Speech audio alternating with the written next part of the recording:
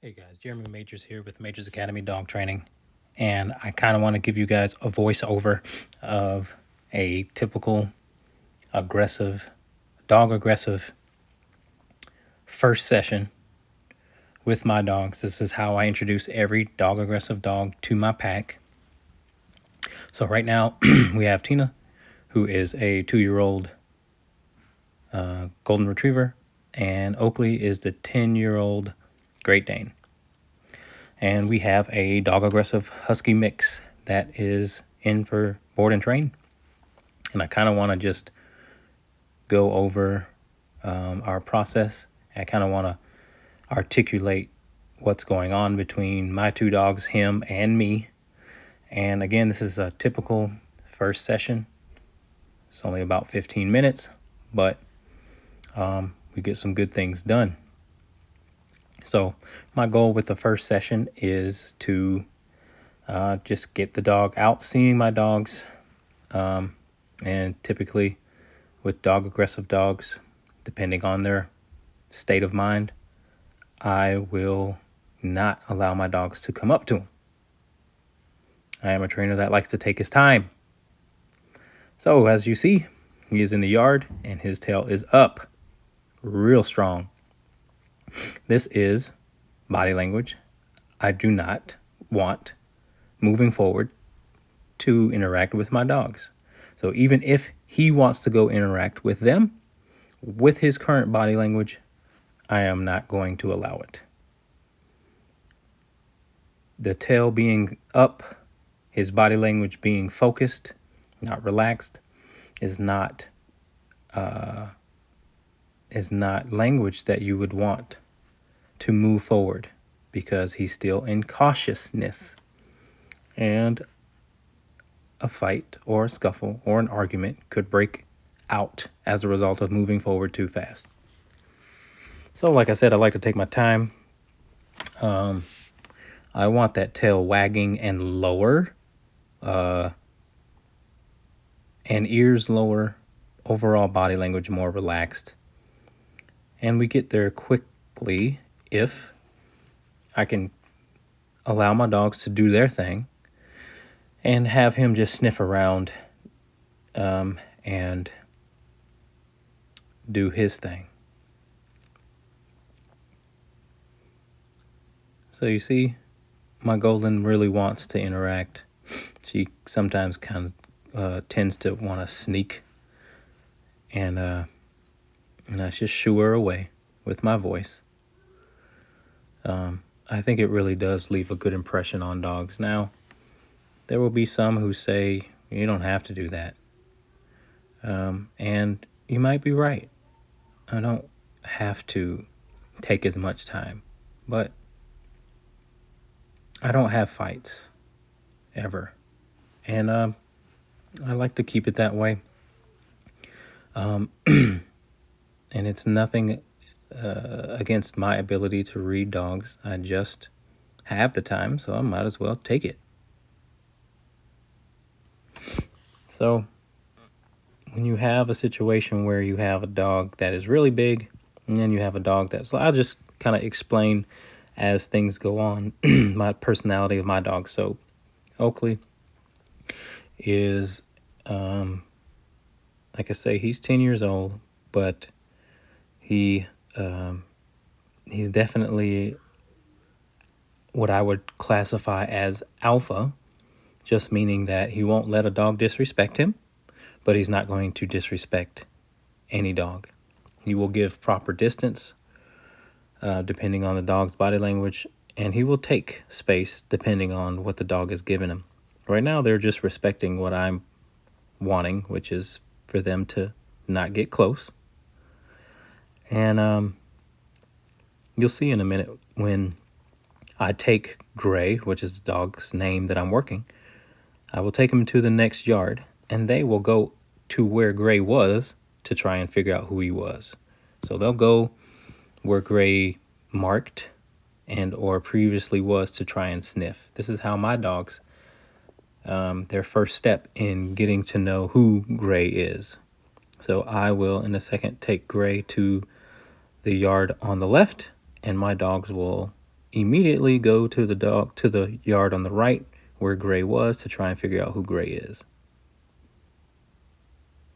But for now, I'm just following him around, not allowing him to necessarily pull me, but he can walk like a gentleman, loose leash, and sniff around, pee and poop in that. See how my dogs immediately want to go over there and say, who is this? Who is this guy?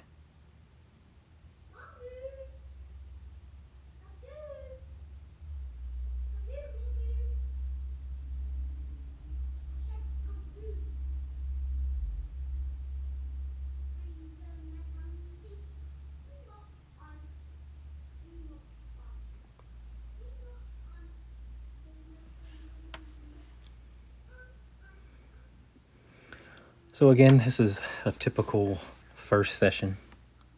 I am not going to, again, allow dogs to go up unless a dog really shows me that he's fun, playful, relaxed. The cautiousness always is a first. And then there's curiosity. And then there's comfort.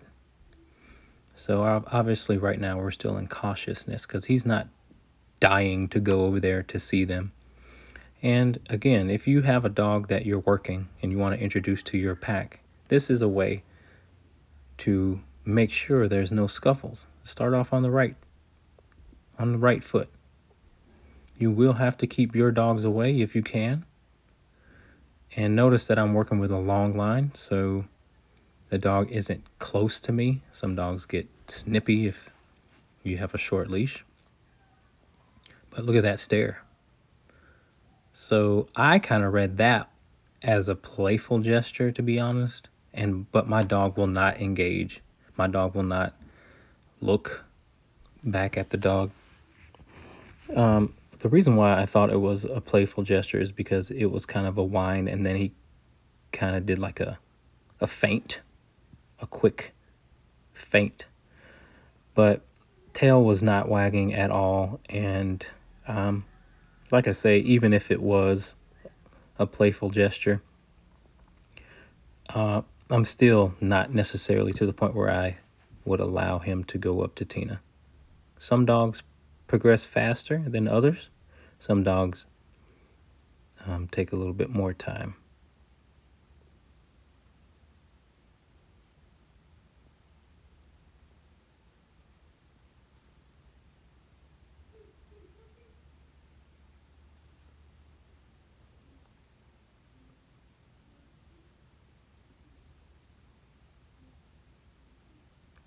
So you saw that shaking of the body. Now watch what happens when Oakley enters the yard. He immediately stiffs up really hard and gives really good stance. So again, when a dog is stiffening up and hard staring and tail is all the way up and ears are all the way up, they're trying to present a picture that says, I am big and respect me.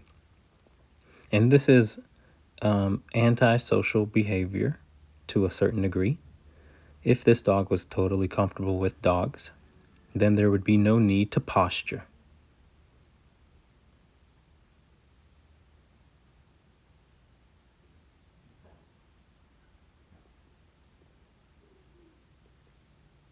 The other thing that you have to be cautious of is when your dogs decide to play, the dog that you're working, if it's an aggressive dog, it will become animated and want to try and control your dogs once they're playing.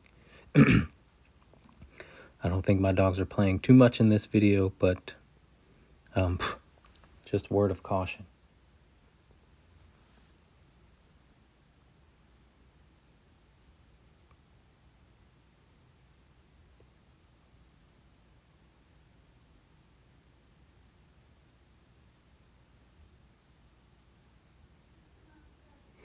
So that's a little bit more comfortable. You see the dog, my dogs are pretty close, and you see Gray walk away with his back turned. So on some level that shows he's not, the cautiousness is starting to decrease.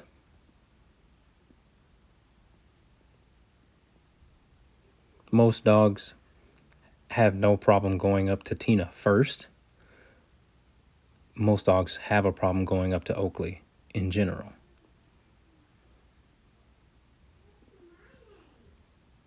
But my dogs being less animated really, again, provokes curiosity, decreases cautiousness. If you have out of control dogs, it's really going to be tough for any dog to get into that curiosity mode and stay out of cautiousness.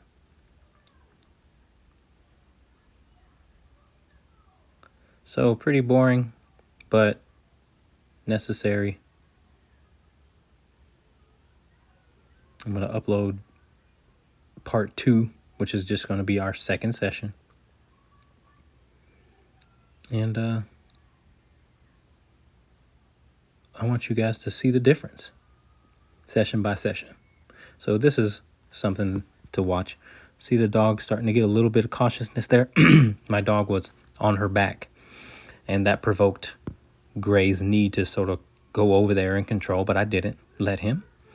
But again, I just want to make sure I'm walking through, what's happening, what's going on here on a psychological level when it comes to dogs and aggressiveness. And again, a dog being unsure will promote a certain level of the need to control. So when Tina was on her back and she, in my mind, was marking her territory, so here's an important thing is he was doing a lot of circling, and I don't allow dogs to do a lot of circling. A lot of dogs can get into a weird mindset. So I sat him, and he had a problem sitting because of the dogs in the yard, but I sat him as a means to stop that cycle of circling, but also to let him know that you can be more vulnerable than that in the video or in the yard with my dogs. So anyway, I think that'll wrap it up. I just took Gray in. This is the first session, and it went great. This is how it normally goes with a dog aggressive dog. So I appreciate you guys watching. Please don't forget to like, share, and subscribe, and comment your thoughts and or questions that you may have. I appreciate you guys watching, and we'll see you guys in the next video. Jeremy Majors Academy Dog Training, Green Bay, Wisconsin. Peace.